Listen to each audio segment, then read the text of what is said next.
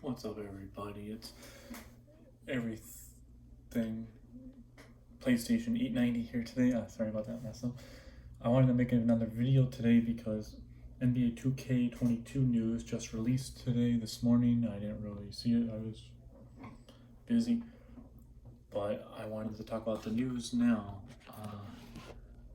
Right here, after a shaky entrance in the new generation consoles, the NBA 2K franchise is looking to build upon the Bishan's foundation for NBA 2K22 release date, September 10th, in a short preview event with visual concepts.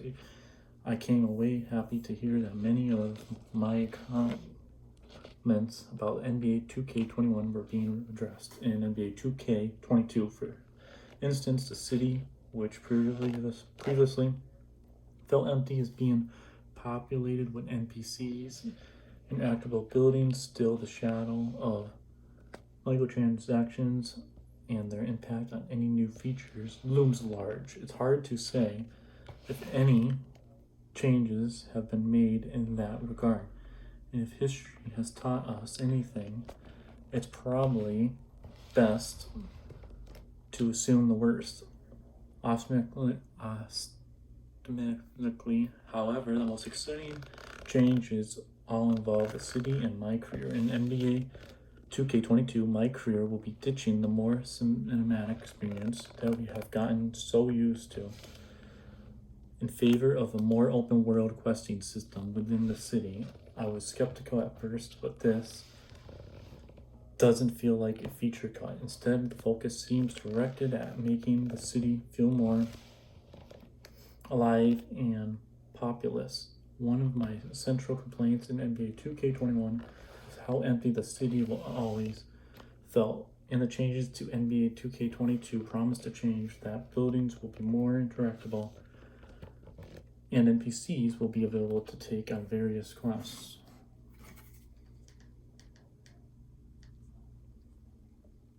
First screenshots of the game. I don't know why that blurred out.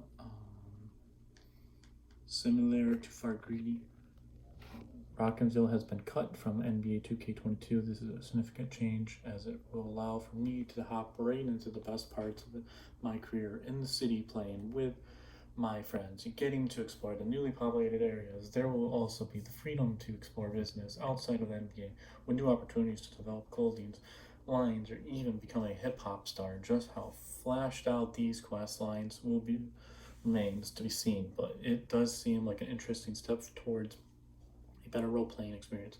In terms of gameplay, very little was talked about. Almost everything mentioned revolved around a focus for more control, something NBA 2K21 already did a much better job at.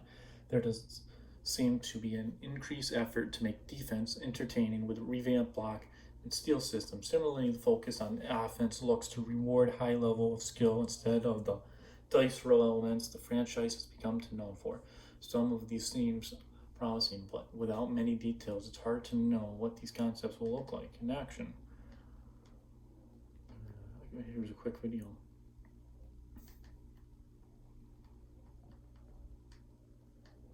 It's not loading. One aspect of gameplay that did get a little attention was fatigue and how this would blend with a focus on load management. In NBA 2 and in my NBA, with a rampant set of injuries in this year's NBA playoffs, there is an emphasis in NBA 2K22 on how focusing too much on one star player can put injuries on a major fatigue at risk. The new fatigue system accounts for things like high effort crossovers and the kind of energy that zaps from form players in the middle of a game. Giving players rest days and plenty of time to rest is now pivotal to making a deep playoff run without injuries. Another interesting development is the addition of seasons to all facts. NBA 2K22 seasons were first used in my team. In NBA 2K21,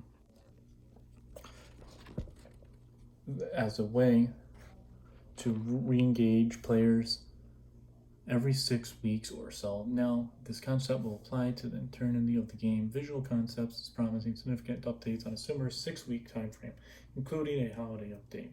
That will add an undisclosed mode to my team. While they didn't offer details on what exactly this might look like, there was a promise that the game in Season 1 will look totally different than by the time Season 2 or 3 came around.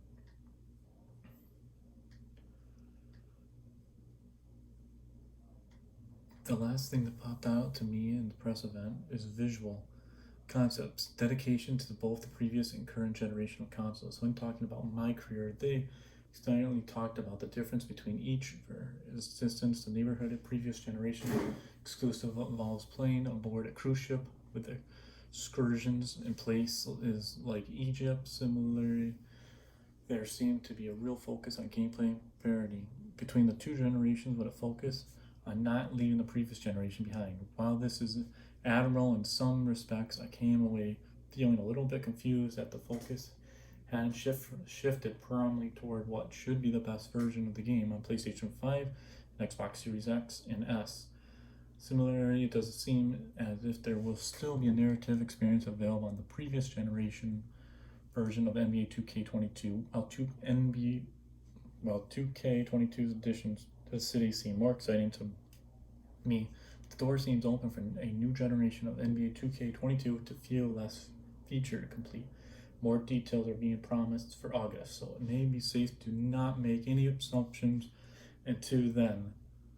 While cross-generation progress is still available, it really seemed like both versions of NBA 2K22 are getting dedicated development time. I just hope that doesn't leave the next generation versions feeling less impressive than they should be. Ultimately, NBA 2K22 seems to be playing it safe in a lot of respects. After the momental shift from the neighborhood to the city, seems appropriate that Visual Concepts would take the opportunity to build on what is already there. As it stands, I am anxiously waiting to hear more details about NBA 2K22 and how it will build on its ambitions entry from a year ago. So it looks very interesting, the game, what we know so far about it, this new neighborhood mode, you're on a cruise ship.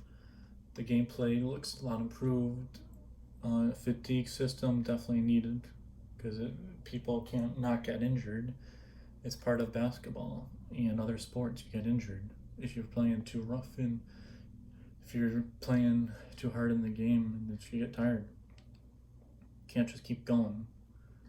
So I like that, and it's supposed to be released September 10th, I believe.